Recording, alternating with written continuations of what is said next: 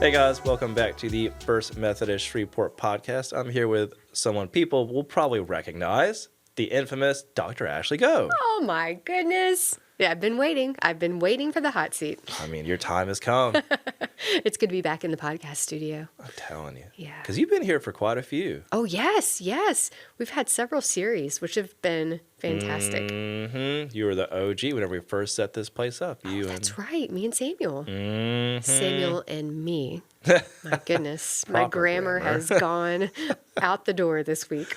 Right. But today we're talking all about the saga of Ashley Goad at First Methodist. Oh my goodness. Mm-hmm. You know, it all started in an airport, which is just fantastic. I'm telling you, every time I hear about your life, it's like just a new chapter comes out. And so I'm excited for everybody else to get to hear, how God brought you to this place and all of the amazing things you've gotten to experience while you've been here. So where do you want to start?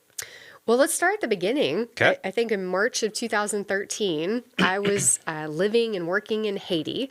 I was working with an organization called Solar Under the Sun, and they had partnered with Living Waters for the World. And how did you get there? Like, in the first place, how did you get to Haiti? Sure. So I had been serving at a church in Houston for 5 years in Bel Air, Texas. Okay. And they had a couple of the guys in that congregation were involved with an organization called Living Waters for the World and developing this water filtration technology that they could take to other countries that needed clean water. Okay. So I had gone through the training at the Living Waters for the World training facility in Oxford, Mississippi, and soon another organization popped up called Solar Under the Sun, and they were developing solar-powered units that they could work in partnership with Living Waters for the World to do solar-powered clean water systems. Okay. At some point around,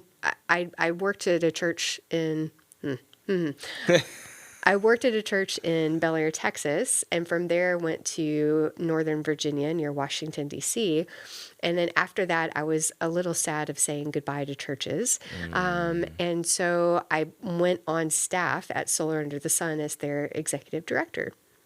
Whoa. And in the process of that, the earthquake in Haiti had happened. So much money had come in to these nonprofits because of that, people wanting to help in Haiti. And so I set up shop in Haiti with a team, with a Haitian team, to train them up on everything that we were doing as far as hosting teams that were coming down, how to partner them well with existing organizations in Haiti. And over that time, we set up 91 solar-powered clean water systems across Haiti. So in 2013, I had pretty much worked myself out of that job. Ansi had taken over things. Ansi is my brother.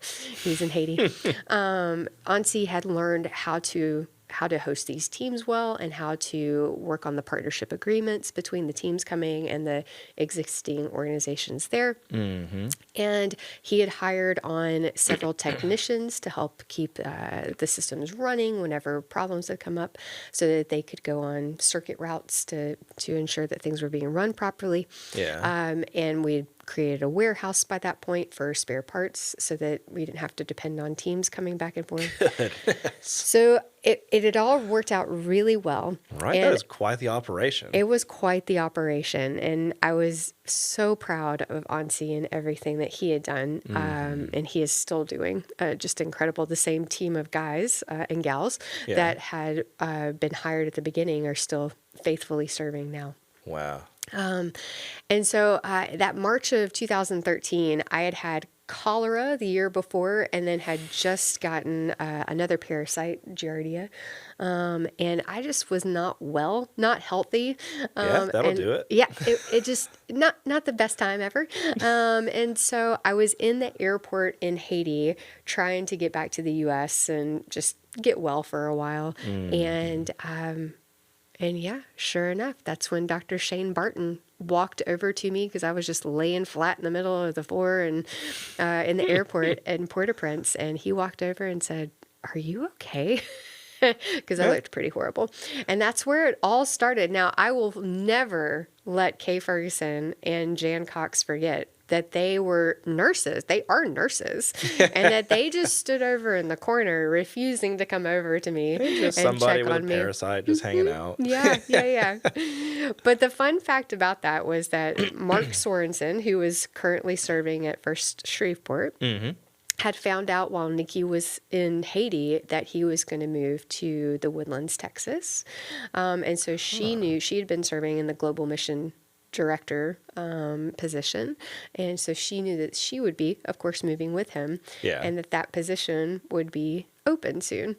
And so in the airport, I still have her card. And my first day in the office here, I found my card sitting in the desk that I had given to her. Oh, So, wow.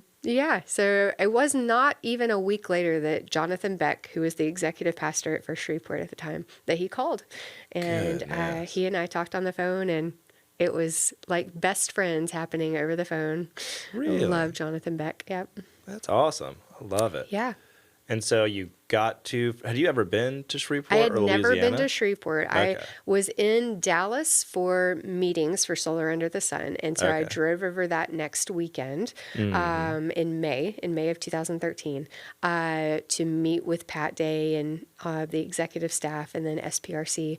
And then Jonathan and I went to Sushiko on the boardwalk, and he offered me the job. That's incredible. And so it was a pretty easy transition, I guess, out of Solar Under the Sun, because you said you basically worked yourself out of that job. Yes, indeed. And so they're still running. Everything is still great. They've expanded now to different countries, and they're running really well. And I got here on August 1st, 2013. Goodness. And what was your first impression of First Methodist? It was big. It was big. There were a lot of people that I knew I was going to have to get to know, or thankfully got to know. Yeah, because you came from a Quaker background. Came from a Quaker background. Everybody, I think, has heard the stories that my great grandfather, I think it's sixth grades, was part of the church leadership where I grew up at.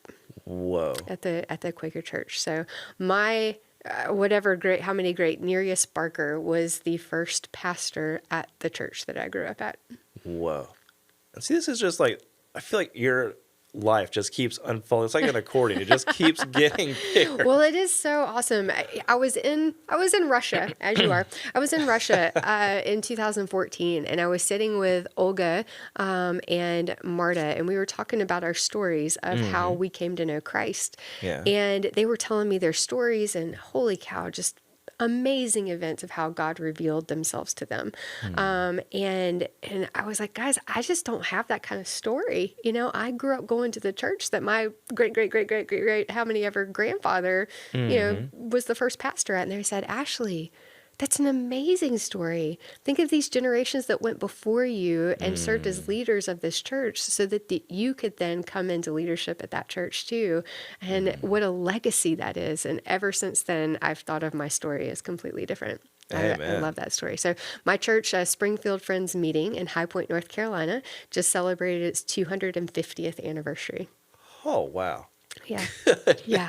It's wonderful. I got to go back recently for a funeral, and just an amazing celebration of life of Eldora, who was the one who had passed away, and just to see everyone there. And these are the people who raised me. These are my confirmation type teachers. These were the people in my youth group. These are the people who loved me so much and raised me to be able to be who I am today. So just an incredible legacy. And I love that church so much. It's amazing how God just weaves all this stuff together. Yeah. And so that's insane. So you mentioned Russia. That's one of the mission partners we have. Correct. So what were the mission partners that were in place when you got here, and where are we at now? Great question, Corey. So when I arrived for the interview, Pat Day asked me a couple of questions. First, it was, we want a mission partnership on every continent. What does mission partnership mean to you, and what's the difference between transactional and transformational mission? So those were the big kind of things that he gave me. Yeah. Sounds like Pat questions. They're definitely Pat questions. But what impressed me so much were those were a little bit of how the buzzwords were changing in mission. So transactional and transformational. And the fact that he asked that question was the reason why I wanted to come. Yeah. So to know that I would have that support of building a really healthy, growing mission ministry here at this church would be great. So when I arrived, there was the Haiti partnership, and at the time there was Big House and Derivager, and so that was it to the extent of global mission. And those are orphanages? Those are orphanages or children's homes is how I like to call them, because they're not really orphans. They're economic type orphans that are there. So it's like their parents can't afford to keep them, and Correct. so the school provides for them. Correct. Okay. Correct. Yeah. And so, so that was it when I arrived, and thankful that the first thing that happened is Kay Ferguson, Jan Cox, and Betsy Harrell and I. Those are the first 4 members of the global mission team. We got together and in that time discussed how is it that we're going to start? Like, where are we going to start? What are we going to do? And so we started with prayer. We started with what is partnership? And thankfully, the same time I started here, August 1st of 2013, I also started a Doctor of Ministry program. And at that Doctor of Ministry program, I decided what I would spend the whole years researching was how to develop a healthy mission model at a local church. That is insane. So you left Haiti, came to First Methodist, started you had a whole new vision for global missions, and also started your doctorate. Yes. It was great. Transition at its best. Good. And I always hear people talk about a doctorate program as like, this is going to be your life. Like, you do not have kids, you do not get married. Like, for the next, 2 years, Right. this is your life. Well, thankfully, they just intersected really well. I didn't have kids and I wasn't married, so there's that. That helps. But they intersected so well that it served everything that we were doing here at First Methodist served as my field research. And so that worked out really, really well. Yeah. The first thing that we did when I came in is there were 2 families that I knew and loved already out in the mission field. And the Baileys in Costa Rica, Will and Yolanda Bailey in Costa Rica, and the Boone family, Jeremy, Tamara, and their 4 kids in Jinja, Uganda. And so they were the first 2 phone calls I made when I arrived. And we had great phone conversations. I told them what First Methodist Church was about, what they had hired me to do. Yeah. The great thing is we were already friends. We already knew each other really well, had worked together for years. So we had that basis of a relationship. So that was easy as, okay, well, if we want to expand really quickly and put our thumbprint on how this is going to go, let's start off with 2 really good, healthy relationships we know we could have. So that's what happened first. And so what's the process of bringing on, like you said, you knew these people before. So what's the process of then, I guess, getting them related to First Methodist? Right. That's a good question. So I met with them first on Zoom. I think by then it was Skype. I don't know if Zoom was around. But 2013, it was Skype, I think. Right. So I had really good conversations with Will and then with Jeremy and Tamara. And then brought in the global mission team, Betsy, Jan, and Kay. We all talked together. We all had the Skype together. Everybody got to know each other. And we decided that part of the one thing about mission partnership was going to be a little bit of money. So we knew that was going to be a thing. How is it that we could pray for each other well? Is there an opportunity for teams and visits? What does ministry of presence look like? And so those were our 3 big things of trying to figure out with them as our test cases so that we could grow from there. Okay. And those were easy entries. I think we took our first trip to Jinja as a leadership team that December of 2013. Whoa. And by March of 2014, we took our first team from First Methodist, and I think it was about 28 people to work with Will. So from the beginning, these were 2 really strong, good partnerships. And that is incredible. I loved that. And I think from the beginning, too, Will and Yolanda came here pretty quickly to visit our church, to start getting to know our church, and to see how we could be family together, whether it was here in Shreveport, whether it was there in Costa Rica, or in the in-between time. Yeah. So what does that look like whenever someone is a global missionary or someone who's because they're in Costa Rica, right? Correct, yeah. So when they come to First Methodist, what does that partnership look like from their end? From their end, I hope it looks like coming to a family reunion. So I hope that our missions ministry has become family across the world. Yeah. So that when either we go visit or they come visit us, it's this underlying of we want to be with each other, we want to abide with each other. Yeah. That's what drives our visits. So not necessarily a project, not necessarily what can we do for you. It's a how can we simply be together during this time and grow together as people and grow together as Christ, with Christ. And so when they come to visit here, I hope it looks like for them a time that they can refresh their souls by being around people who love them and care for them, and that they're coming to visit family. And what do you do when you visit family? You eat a lot together, you pray together, you go to church together. That's what I do with my family when I go visit. And I hope that that's what it feels like for them, that they just get to come and be with no obligations. Like it doesn't feel like an obligation. It feels like I just want to go see my people that I love. I feel like for anyone who's seen these people like coming around the church, it does look like there's basically a family celebrity there. Yeah. Like everyone that has interacted with these people like is just all about coming up to them, hugging them, praying with them, wanting to know like what's going on in their lives, and like you said, just that real connectedness for like the people who have been on missions and gotten to know these people in Costa Rica when they or like anywhere else where they've gone. Whenever they come here, it's just like you're getting to see family again. And I think that's part of my biggest responsibilities as the mission pastor, as the mission director, is creating that connectedness. So creating relationship, creating what brings us together, and making sure that relationship lasts when we're not physically together. I love how everyone has come on board with prayer books over the years. Like Michelle and I have created these prayer books that our church members can pray individually every day for our mission partners. There's a card ministry that these missionaries get cards all the time from people in our church so that they can know that they're being thought of, encouraged on birthdays, on anniversaries, and even on the little days, like, oh, hey, your kids are out of school. Like, how is it feeling? How are you feeling? So that's been one of the biggest blessings, I think, for me, is to see our church.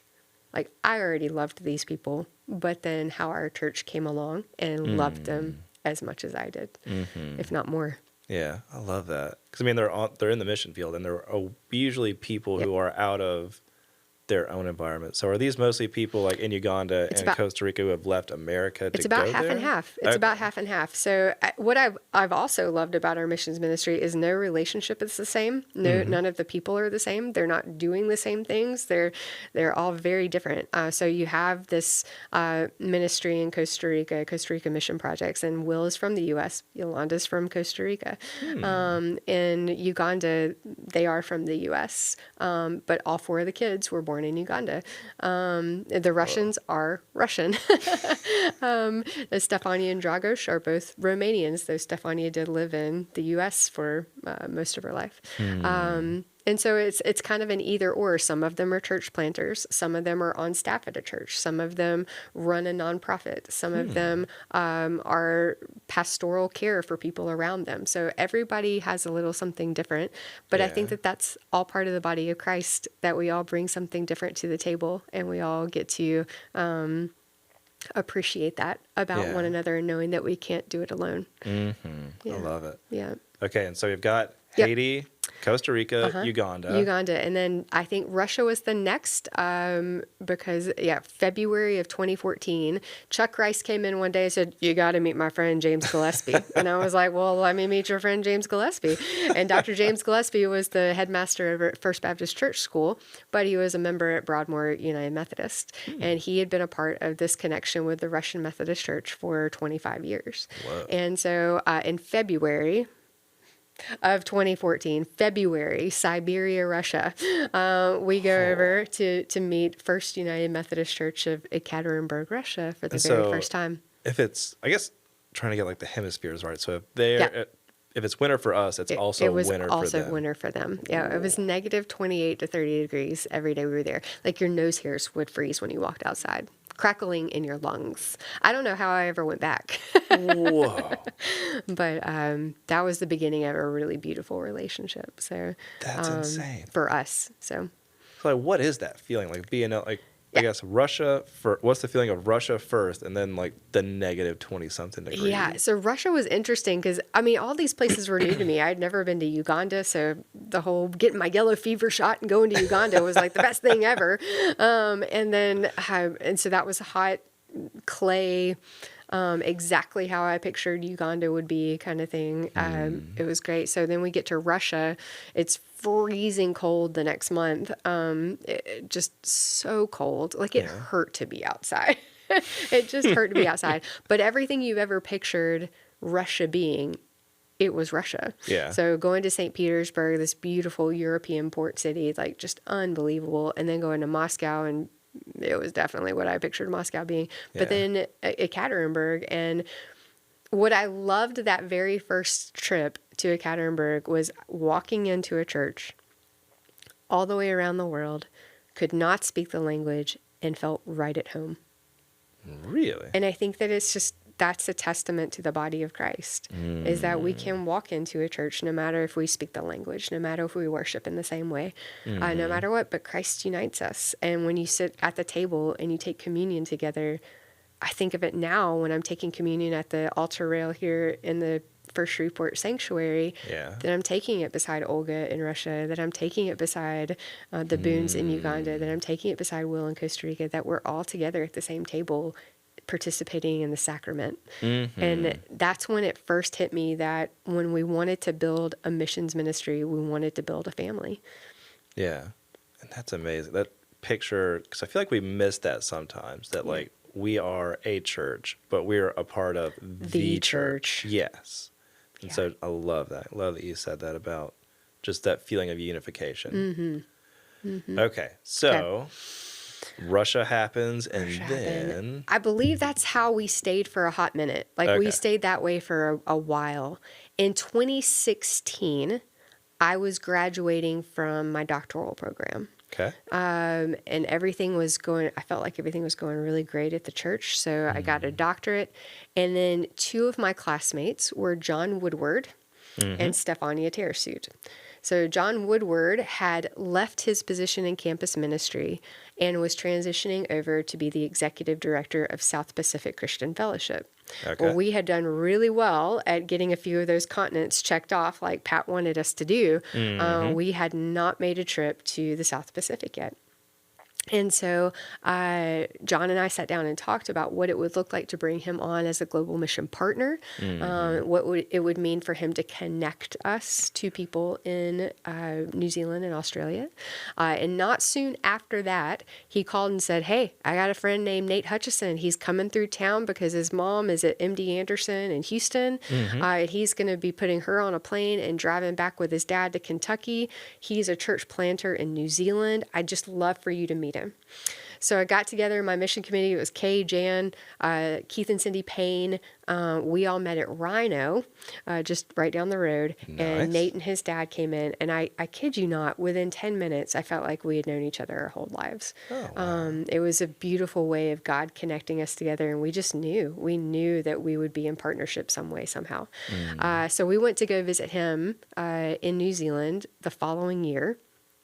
And they were already thinking of their next church plant. They had planted a church in Christchurch on the South Island in New Zealand, and they were back in Auckland. They were being cared for by a local church there, and they really wanted to plant. They felt God wanting them to plant another church. Yeah. By the next year, we had partnered with them to do that church plant, and we were there for the first Sunday of Church Northwest in Auckland, New Zealand. Wow. So it was really great to be there and to serve communion on the very first Sunday at Church Northwest. And then going back this last year of seeing, it was 250 people there. Whoa. Just incredible. Which I feel like people probably don't get the magnitude of 250 people at a church in New Zealand, because I mean I didn't know this until you explained like the situation in New Zealand. Sure, 95% unchurched in New Zealand. 95%. Which is crazy because like we think of I guess you would consider it westernized. Yeah, absolutely. And so we think there's probably church on Sunday. There are probably like Baptist churches, Methodist churches, and all sorts of other religious organizations, and it's probably like a religious Well, and I think we think of Hillsong over there too. Hillsong started in Australia, in Sydney, Australia. I did not even know that. And so, you think of these big names that are coming out from over there. And Mm-hmm. it has been a lovely thing to see the new generation, the younger generation coming up and Yeah. how they're being impacted by this and what that looks like for them. Because you have the highest suicide rate in the modern world, the Western world in New Zealand. And you also have Wow. the highest unchurched rate. So it's interesting to see that and to now see these younger people coming up through the church and being called into ministry and called Yeah. into relationship with God. And I hope and pray that it's a revolution Absolutely. soon. Have any of them have you gotten to talk to any of the new, like, younger people coming up? Why? Like, do they have I guess, a story of, like, why? Yeah, they do. Yeah. And if you go on to the Broken Banquet podcast, Heyo. you'll hear a few of those stories. Just a slight plug for the Broken Banquet Broken podcast. Banquet podcast comes out every Monday on Apple, Spotify, RSS, iHeartRadio, all the things. It's there. Is it on YouTube? It is on YouTube. Okay. Yeah. All right. People get to watch your lovely face on Monday. Oh, no. We don't do video. We just do Okay. the audio. All right. Yeah. That works, though. Yeah. Okay. So, Back to it. Yeah. New Zealand. And we met that same trip. We happened to meet Rob and Lynn Branham also. So we went over to Australia to Newcastle, and they were friends of John's already, and that was part of the South Pacific Christian Fellowship tie-in. And so really got to know them really well and felt a kindred spirit with them. Let that kind of percolate over the next year. And by the time we went back the following year, we asked them if they would like to be in partnership with us as well. Nice. So that's how that spread out. And in the meanwhile, Well, I was going to say, in the meanwhile, we also had our Europe partnerships developing. Okay. So a couple of things. I said Stefania.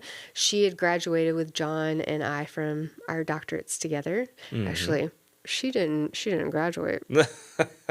Stefania, when are you going to finish that dissertation? Heyo. Okay. Calling 'em out. Yeah. So she, when I first met Stefania, she was living in Portland, Oregon. She was a Romanian who had left Romania with her family when she was 12 years old, had moved to Portland, Oregon. She was serving as the English ministries pastor at a Korean Presbyterian church. So a Romanian serving as the English pastor at a Korean Presbyterian church. That's interesting. She told me that she would never go back to Romania. And then when I saw her the next year for classes, she said, well, I'm going back to Romania for a wedding. And I was like, oh, that'll be fun. The next year she said, I've been praying about God to send someone to Romania to be a light for Christ. And I was like, oh, how's that working out? So then by the next time I saw her, she was, of course, making plans to move to Romania. Swore she would never get married. So while we were there one year, Kay Ferguson, Kenny, and I were sitting around a campfire with her. And I had met her newfound boyfriend, and he proposed right on the spot while we were there.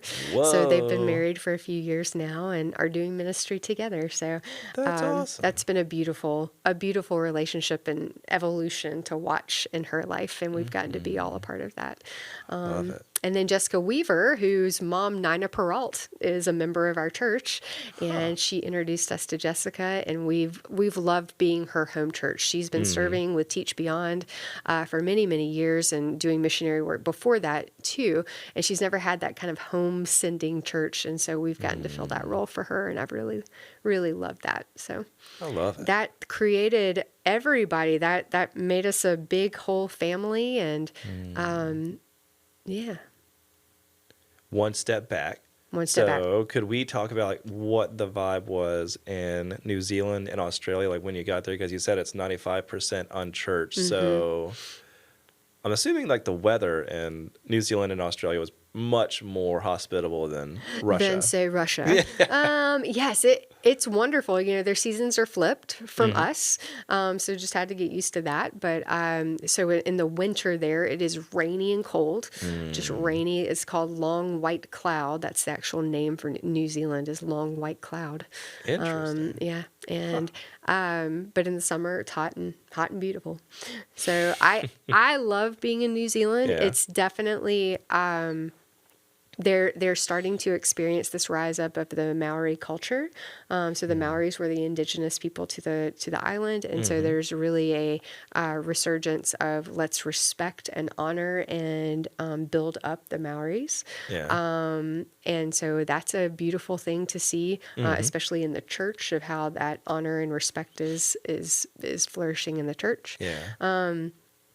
And, it's a beautiful thing. Keith and Cindy Payne came back from that first trip, and they had stayed after we had left. And they continued to have conversations with people just like in the hotel lobby or on their little trip across wherever they were going. And they would consistently say, it's just so interesting. This is the nicest people in the world, but they could care less about Christ. Really? And it just a very interesting dynamic. And the Australians are the Australian and New Zealand culture, I figured it was going to be one and the same. Could not be more different. It's little nuances of things, but just really couldn't be different and more different. And so that culture of just everything goes culture. Yeah. Yeah, let's go. It's not so much hedonism as much as it is just like no one really wants to disrespect anyone else. What makes someone else happy? Yeah, all of it. Okay. Yeah. Was there any more hostility in one place There or was the no other? hostility at all. Yeah. No hostility at all. It just I just plain don't care. Mm-hmm. Yeah, it just doesn't make sense to me. That's always interesting to see how you make, because a lot of people, whenever they think of missions, they think of people who are in poverty, who have a material need, and that's where Christ is going to provide. But the need that Christ actually fulfills in everyone's life is satisfaction in a relationship with Christ. And so it's just strange that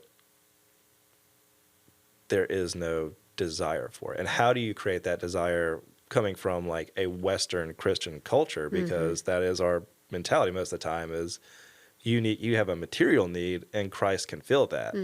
And instead, like, the relational need is what you need in both places, but I guess more so now in New Zealand and Australia because of the suicide rate that you talked about. Well, and I'm going to even say this. So one of my favorite stories is about Pastor Mongerard coming from Haiti to visit for the first time. First time he ever stepped foot on American soil. He and his wife, Nimi, came. By the end of our trip, we had ridden around a lot, and he had pointed out to me these buildings that we kept passing over and over and over again. He was like, "What are these buildings, Ashley?" And I said, "Well, those are storage buildings." And he's like, "What do you mean there's storage buildings?" And I said, "Well, when people don't have enough room in their house, they'll put things in a storage unit." He said, "What?" He's like, "So do you just go visit your stuff on the weekends?" And I said, "Oh." And by the time I dropped him off at the airport, he looked at me and said, "Ashley, I pray for you every day, but I'm going to pray for you even more now." And I said, "Well, thank you." And he was like, "We may have economic poverty. We don't have a lot of stuff. We don't have storage units. We don't even need them. But you guys have got spiritual poverty." Ooh. Spiritual and relational poverty. And I think that's the first time that all of this smacked me in the face of, we're going out into the world to create this family ministry, this ministry of presence, all based on relationships. What are we doing here? Yeah. And how do we bring that here? And I think that that's something that Michelle and I have tried to work on very hard through the missions mindset. But can we also create it here at First Methodist Shreveport? When you're walking in on a Sunday morning, does it feel like you're walking into your family reunion? Like you're seeing the people that you love so much and you love doing life with? Or maybe it doesn't feel like that because you see them all the time. Maybe you see them all the time, and it's, but how do we create deep personal relationships with each other and deep authentic relationships with Christ? And so I hope that we've, made the needle move a little bit on that in these 10 years, but I know that that's something that I will long for here and wherever I go, is to make that the number one priority. Yeah, I love that. And so was that any different in Romania? Or did you ever... That's a good question. I don't know how to answer that. At least just like the vibe of Romania, because I think it was... So Europe is about I don't know, 10 to 20 years behind New Zealand and Australia. And I would say that we in the U.S. are about 50 years behind New Zealand and Australia. Really? In what way? And heading in the way of unchurchedness. When you look at the statistics, it does really have a trend of, I think we here in the South are a little blind to it, but then you go to other parts of the country and you see. Just like that apathy for Exactly. Christ. Yeah. Exactly. And so in Romania, it's an interesting thing. Romania and Russia, I would say, kind of one and the same. Of you've come out of this communist culture where no God, no church. You know, you have the Orthodox Church and they're state run, but that doesn't develop much of a relationship with Christ. Yeah, because there's no trust in the church because it's state run. Correct. Yeah. And so, so I think that that's trying to fight that fear-based culture. So even though they're on the other side of communism, living in a democracy or republic state, that it still is very ingrained in the culture of this darkness, this fear, living. So I think that we, as Christians, have this ability to be the light of Christ wherever we go. And how do we need to spread that light wherever it is that we go? Yeah, that's interesting because they're like maybe one generation removed from communism. Right. It's like the story is still there. Like it's still there. Oof. It's still there. Yeah. But the people, like, were they warm or... Yeah, was there still just like everybody's kind of at arm's length until you know you can trust somebody? So my answer is kind of colored because when I go, I'm around the church people. Yeah. And so it's a warm, inviting atmosphere. But then when you're out in the city, it is different. But I think that that's the case wherever we go. You know, if we walk down the street in Shreveport, I hope that because we have the most churches per capita of anywhere in the Southeast, that we could walk down the streets in Shreveport and everybody's shining that light of Christ, so you naturally feel welcome, whether it's on the sidewalk or in the church. That would be the hope. Yeah. So when you're walking in Romania or walking in New Zealand, do you still see that same light of Christ because of the people walking? I hope that we can shine that light a little bit better. Yeah. That's interesting you say that because I made a drive recently a few times to South Alabama recently. And there's one city on the way back. It just always stands out to me driving through it. It looks like it has more churches than Shreveport. Okay. Which, like, per capita, like, it's not a big town, but for the amount of people that are there, it's like you pass at least 10 churches within, like, 2 miles. And then like every business has a Christ-centered theme on the business or something. So it's intense. That was the only time that I've ever left Shreveport and seen more of more churches per capita. Right, exactly. Because I think someone said that there's like 40 churches on Uri Drive, or 30 to 40. I haven't counted, but yeah. Like I'm sure just Uri Drive alone. Yeah. It's just crazy. Yeah. So, anyway, I'm not sure how we got there, but just went on a journey. We take the conversation wherever it leads us. Yeah. So, is there anyone after that, or are we? So we've got Romania. Yep, Romania and Czech Republic, and then we had. We can talk about this later, but we had kind of.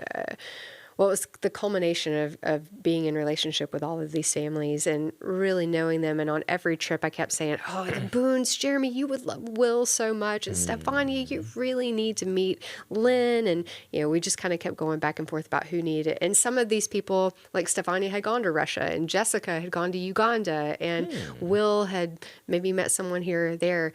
But we brought everybody together at the same place at the same time.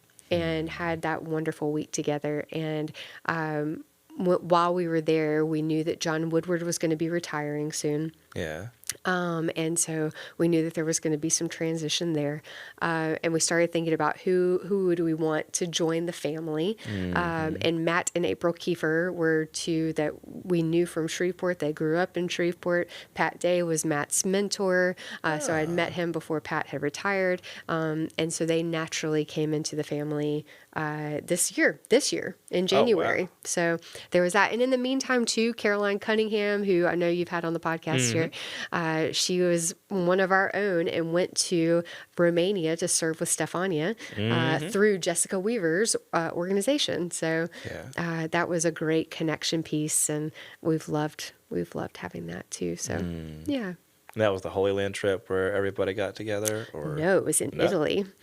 It was in Ah, Italy. forget We about had, that one. yeah, we had, well, a couple of things is, I did want to create even more connection, and not everybody's going to go to Uganda, and not everybody's going to come to the party for the Ugandans while they're here, and type things. And so whenever we started doing these big trips, like a Holy Land trip or any other pilgrimages, I would invite any of the missionaries that wanted to come, that they could come on this trip and then really have solid, good quality time with a few members of our church. And I think that that's created even better connection, that they get to learn together, to grow together, and spend 10 days together. So that's been a great asset, I think, to our missions ministry of creating connection.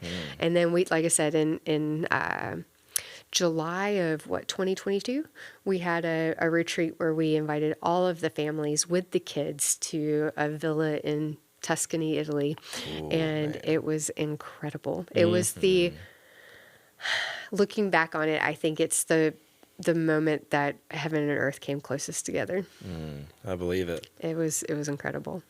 Oh, okay. So Yes, we finished building the global we built missions it. here. We've built it.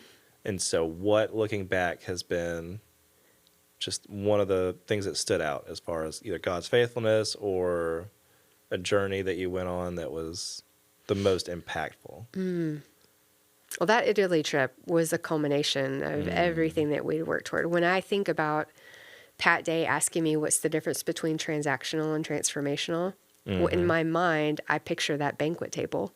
We had this long banquet table that sat outside, and we sat down for breakfast and dinner at that banquet table every night. There were 3 or 4 or 5 different languages going on around that table. There were kids running around like crazy. There were people sharing ideas of what they were doing. There were people sharing their hearts, like just completely being authentic and sharing their emotions, sharing their callings, sharing their things. And I sat back on that very first night and I said, God, look what you did here. You built these people who had no idea who each other were 10 years ago. They're sitting around a table now. They truly care about each other. They love each other. They're sharing your passion, your mission, your love for each other in their different contexts. And we just get to be a small part of that. We get to be a part of who it is, who they are, and what they're doing for the kingdom of God. And we get to be the supporters, the prayers, the encouragers, the pastoral care, all the things. We get to do that for them so that they can live into this calling that's so much greater than themselves. I love it. Yeah.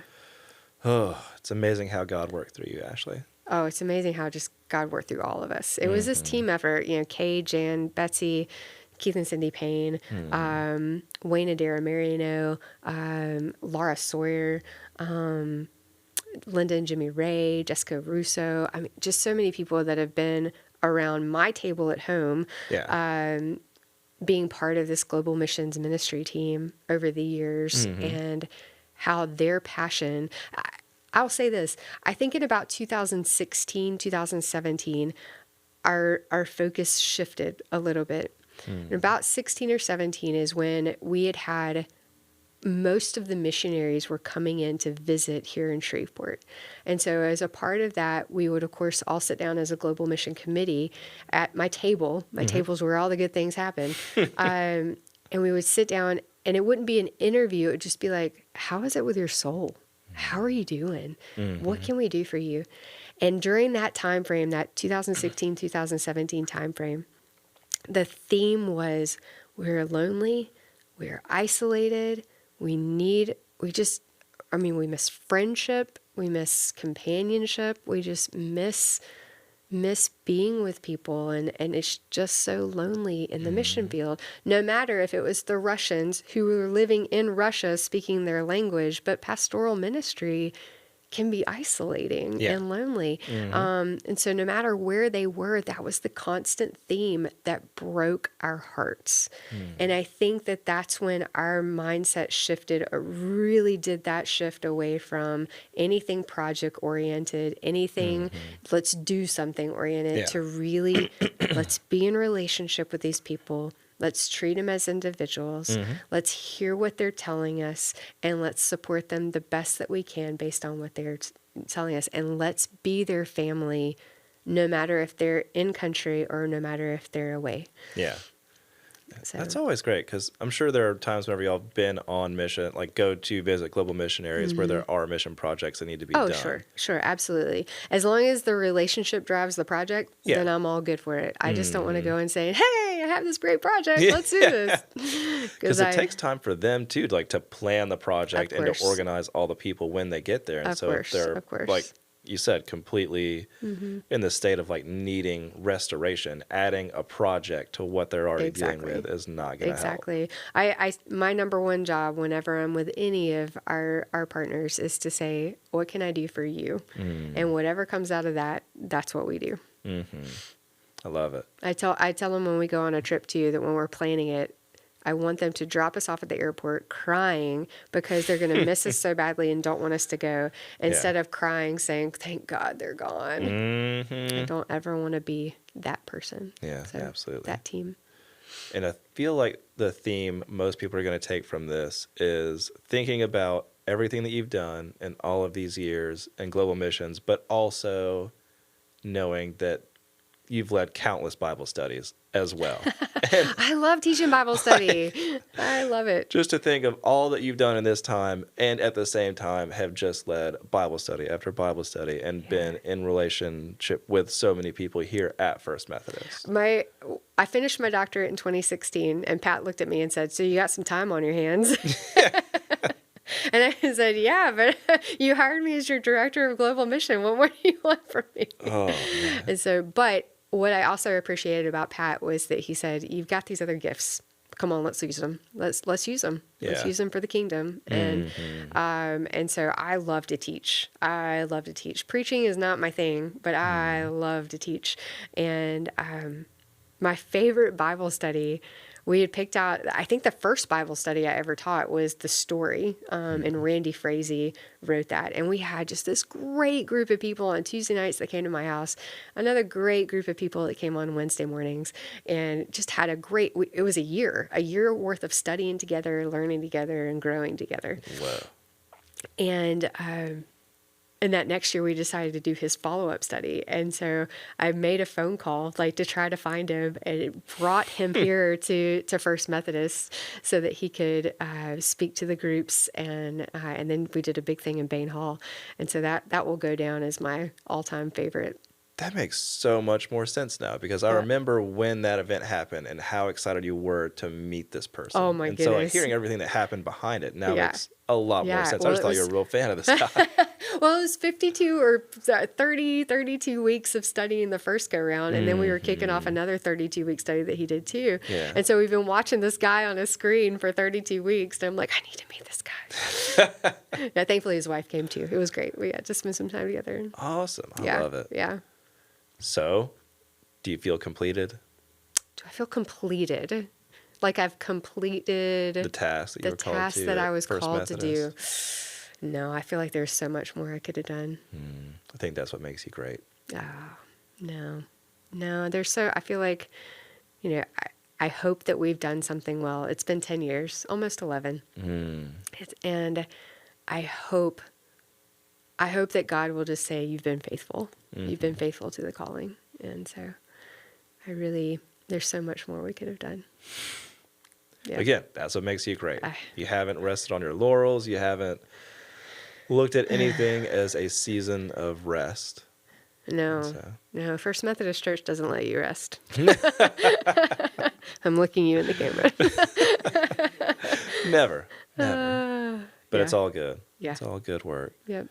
So, are you ready for some rapid fire questions? Oh, I love a rapid fire. All Okay. right. All Okay, right, let's ready. get ready. I think we've got 10. Okay. So, this one's going to be related to, I guess, office life here at First Methodist, because if anybody who has had to come to your office knows you've been in a few different offices. Oh, I have been. So, which is your favorite office that you've been in? All right. Well, I've been in 3 offices. The first one, I was in like the secretary office outside of Derek Joyce's office. And so for the first 3-4 years, I was in that office. And so it got to be so much that people thought I was Derek's secretary that I was like, I put up a barrier and like just made it so that when they walked in the door that they just come to his office. I did not like that office. Really? I really loved my little corner office. It was really sweet. But the office I'm in now was Bishop Hutchinson's office. And so when he retired and moved to Nevada, I really wanted to be in his office so that I could just feel his spirit every day. Yeah. And I do when I walk in. So And he left some things behind, didn't he? he did leave some things behind. Lots of books, lots of little trinkets. We've decorated. It looks great. If anyone hasn't been to Ashley's office yet, you need to check it Oh, out. please do. Yeah. I'm starting to clean out, so come quick. Yeah. All right, next one. This is a Global Missions favorite food from the mission field. Oh, goodness. Let's make this Okay. a 2-part. First one is going to be most wild food you've had. Yeah, and- guinea pig from Ecuador. It's horrible. Like, and they would just like chew on the claws. Ugh. Yeah. Yeah. I think that's my. Yeah. Yeah. No, thank you.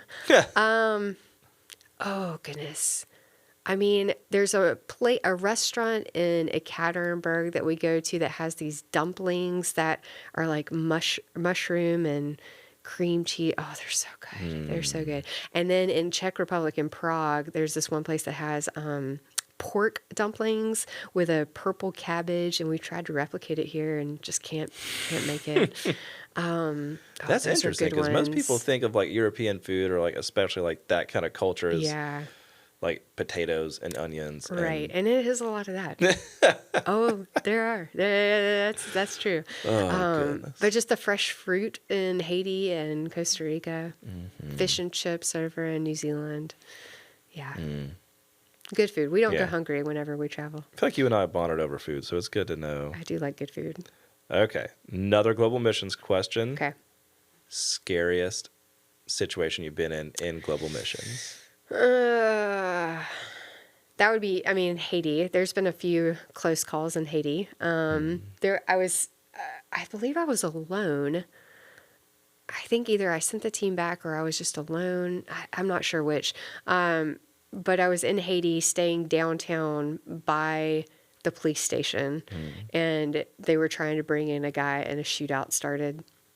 And I got a little nervous, and for whatever reason, I pulled the mattress off the bed to try to get under the mattress. Like bullets can't go through a mattress. Like, come on. But I think it's like that was a every little action hairy. movie you've ever Yeah. seen starts playing in your head. Yeah, You're like, yeah. okay, create Yeah, some kind of a barrier. What could I do? So I did move the desk in front of the door. I don't know if that did any good.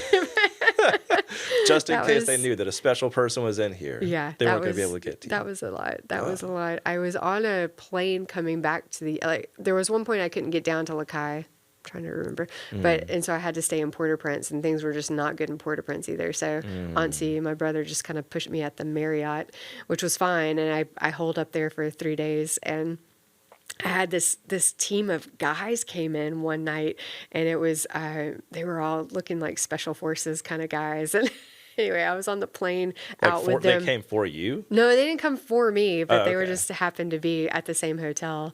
And Sheesh. yeah, we were all on the same plane out. And I was like, what were you guys doing down there? And they said, And I was like, oh, okay, great.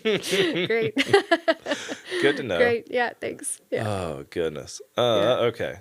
There was another good time, too, that Okay. in Russia, Kenny and I were leaving Russia to fly to Istanbul and then to Uganda, or maybe it was Istanbul and then home, one of the two. It was one of those trips where we had several trips together, Yeah. several countries together. And we were both in different customs lines to go out, and they took his passport and they took my passport and they walked away. And I was like, And I was like, Kenny, what just happened? He was like, Ashley, they took my passport. And I was like, they took mine too. And so then they came and got Kenny and left me out. And they were like, you have to sit here. And I was like, oh, okay. And they took Kenny back. And it was like 45 minutes. I thought that for sure that he was gone, like in the, he was in the Kremlin. He was in the, I don't know, Siberia. Something like he was gone. I was like, what in the world? But thankfully he came out later and do you have a story to tell? They questioned him for the visa application for Russia that you have to fill out before you go, or before they even grant you a visa. Yeah. It's very detailed. Like, who was your mom's mom? What was the last job that you had? What was 2 jobs before that? What was the first make of your car? I mean, it's just so much stuff. And they said that they asked him every question that would have been on the application to see if his answers matched. Yeah. Goodness. And so, that was a fun one. That was a fun one. Okay, here's a different version of that. Because I've heard from people who've been to different areas of the world that spiritual warfare is different in different areas of the world. Have you encountered any sort of like spiritual warfare, like where it was almost tangible? Ooh, many times in Haiti, voodoo is very prevalent in Haiti. And we were, this is a good story. We were in Haiti doing a clean water system. This was before I came here, installing a clean water system. And we had a voodoo village right beside our site. So every night going to sleep, they were banging on the voodoo drums. One morning I woke up, there was blood all over my door and a dead chicken laying on my doorstep. And not like a rotisserie chicken. It was not rotisserie. No, it was just neck slashed. And so it was a very, like, what in the world? Well, 2 days later, every single one of our team members got sick. Like, sick. Like, I lost 24 hours. I don't even remember this whole, and we couldn't figure it out. And all I could think about was that blood on my door and the chicken that was dead and what kind of hex that they put on us. And, but sure enough, we found out that they had been putting chunks of ice into our water cooler and the ice was dirty water. And so that was it. But like the voodoo people had? No, or just the people at the site. Yeah. Okay. Yeah. They were trying to be nice, putting ice in our water because it was so hot. And, but yeah, it was dirty water. Is it still like a Montezuma's Revenge over there? It is. Okay. Yeah. I haven't tested a well or any water source in Haiti that wasn't contaminated. Their water table is just so high. And so, yeah. Goodness. Well, glad you made it out. Thank you very much. That was before cholera and Giardia. So maybe the chicken did get you. Maybe it was the chicken. I don't know. All right. So, favorite Bible study you've taught here at First Methodist? I think that story and the Believe was a really good one. I've loved these Sandra Richter ones that have been about Epic of Eden and the Isaiah study that we did. I really loved it when men started coming to Bible study too. So it wasn't just me teaching women; it was men and women, and so that was kind of fun. Issue? Like whenever you teach a Bible study, most people assume that it's going to be women's ministry. For like 2 seconds, I was the women's ministry person, and so I think that's where. But then I had all kinds of folks coming, which was great. Young, old, men, women. It was great. Yeah.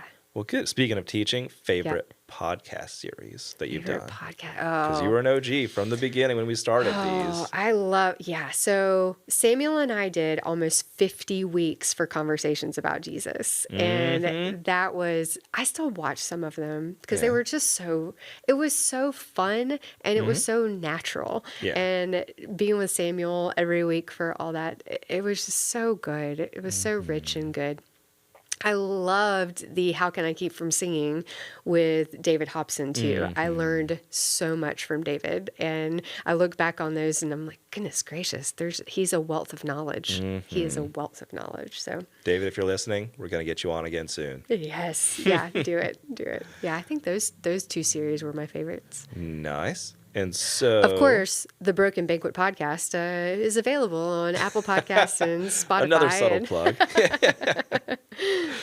Okay, so we have here most powerful movement of God in global missions. Is that the culmination of everything in Italy, or? I think so. When I picture the banquet table of heaven, I picture that table now, and Yeah. I think in bringing the kingdom of heaven here on earth, that was feeling it. Yeah. Most surprised you've ever been about something in another culture? Oh. Like where kind of just American culture really ran up against this. Oh, interesting. I don't know, Corey. I don't know if I have an answer for that. I feel like that might not be a great question because you've probably been desensitized to American culture, having been in so many other Americans places. are so stupid, and I Yeah. still get loud and obnoxious at times. And Whitney Hutchison uses the phrase to shed our Americanness. So if our Americanness is keeping us from sharing the gospel of Christ, if it's being a hindrance to someone hearing the gospel, Yeah. we need to shed those parts of us and present it in a way that will be understandable and receivable by the other culture. What do That's those not look to like? water down the gospel at all, Yeah. but that's to how can I shed part of me and my personality and my culture to help you understand this better. And what is that like? Because a lot of people, at least Caroline that we talked to and Jessica, have said that Americans stand out like a sore thumb. I've got Oh, a cousin yeah. in the Philippines, and he said Americans stand out like a sore thumb. Oh yeah. So Yeah, like, we what do. is it about us that? We're loud. Okay. Everything has to be our way. We're entitled. I think those are the biggest things that Yeah. just off the top of the head, like you can see a group of Americans versus a group of Europeans and can tell the difference. I think the fashion's a little bit different too. I think the air of curiosity as opposed to a judgmental nature, I think that's I find people much more curious in other parts of the world as opposed to feeling very judgmental in our part of the world. Americans are very patriotic. Yeah. Not so much around the world unless it's World Cup time or for soccer or for rugby or cricket, one of those things, but very patriotic. I don't think you would go anywhere else and see somebody wearing like an American flag on them. Like you wouldn't go to Australia and see somebody wearing the Australian flag. That's interesting. Yeah, so we stand out. Yeah. Like you can just tell. You can just tell. Yeah, Americans. Ugh, those guys. Those guys. Back-to-back World War Yeah. champs. Ugh, who Yeah. needs them? And we do think that we do everything right. Like that's a big thing. Yeah. Like if it's different, it's not different, it's wrong. And Yeah. so there's that Have there ever been times you've seen people do stuff better than Americans? all the time. Okay. All the time. Traffic circles are amazing. In every other country other than this one, traffic circles. I was about to say, Yeah. other than this one, because I feel like anytime someone happens upon a traffic circle here yeah. in America, like Well- it just goes sideways. Well, we don't know how fast. to use them. Yeah. So there's and like that. they're not consistent. No. Because like again, driving from here to Alabama, if you pull off the interstate, you don't know, you have to look to make sure. Yeah. Is this like a roundabout or is this like just a right turn? Because Yep. if like I guess it's the consistency. 'Cause Right. Sure. if you're in a city that has a bunch of them, you're like, Yeah. wow, this is great. Right. Because like my wife watched my opinion changed in real time whenever we were driving in a city for a while that had a bunch of roundabouts, and like we came up to one and I was like, this is awful, like why don't we just have stop signs, and this would be so much easier, there'd be less accidents. And then I just like went through it and there was no stop, and I was Yeah. like, never mind, that was great. Like that was much easier than being at a stop sign and having to wait for someone else. Like, I could Yeah. just go in this It goes. roundabout and just go straight. Right. So anyway, You're right. We're not the best. We're pretty amazing, but Well, yeah. I mean, we can flush our toilet paper here. I really appreciate that. the little things. It is the little things, yeah. All right. So, favorite piece of First Methodist history? Yeah, you mentioned this earlier, and I'm still not sure. I do love that we have a rich history and that we stayed downtown, that we are a downtown church and we've embraced that. Yeah. I do love that about us. I don't know. I don't know. Can I tell you mine? Yes. It's unverified, but Okay. I've heard this from at least, I think, 2 people. Okay, great. Then it must mean it's true. There was a point where everything around us were like little shotgun houses and whatnot, and it was basically living in gangland downtown.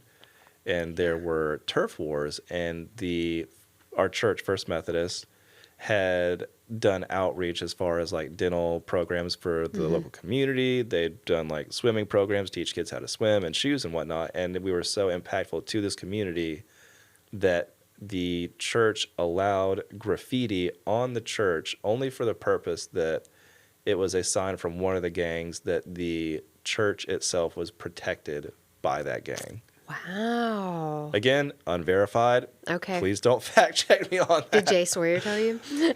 I think it was Claiborne. Oh, okay, Claiborne. I think it was It Claiborne. could be true then. Yeah. I mean, he's another guy we want to have on the podcast. Oh, gosh. Just 'cause I think that it would be great to have Claiborne on and just for hours at a time and just go through years and record the history of this church to preserve it. That would be great. yes. I would love that.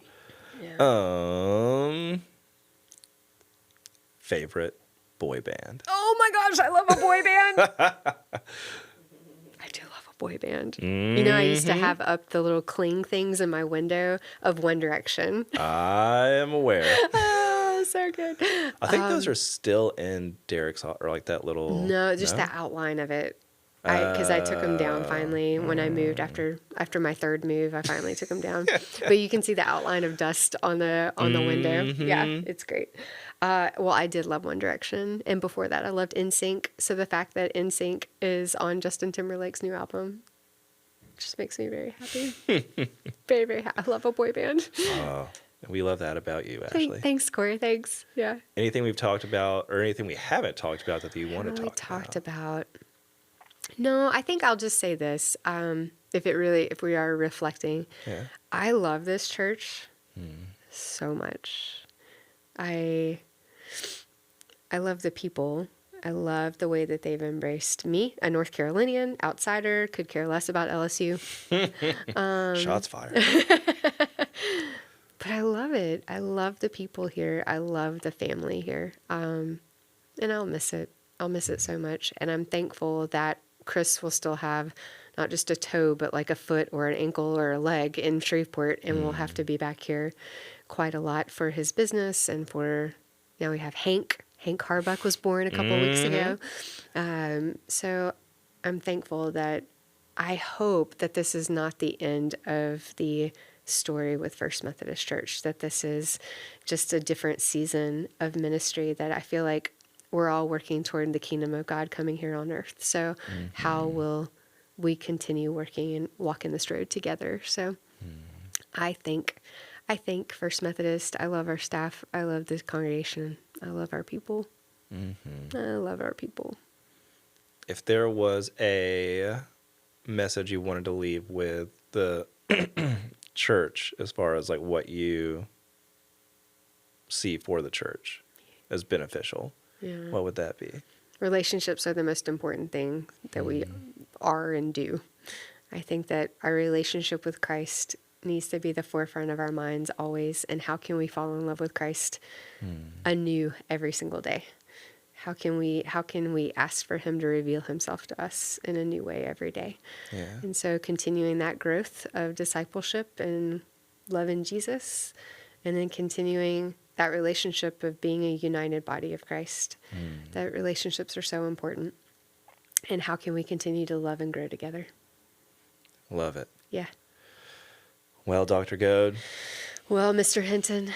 It's been real. It's been good. But it's not over. It's not over. It's not over. It's not over. We'll see you again soon, hopefully. All right. High five? Yeah, high five. Boom. All right, guys. We will see y'all next time.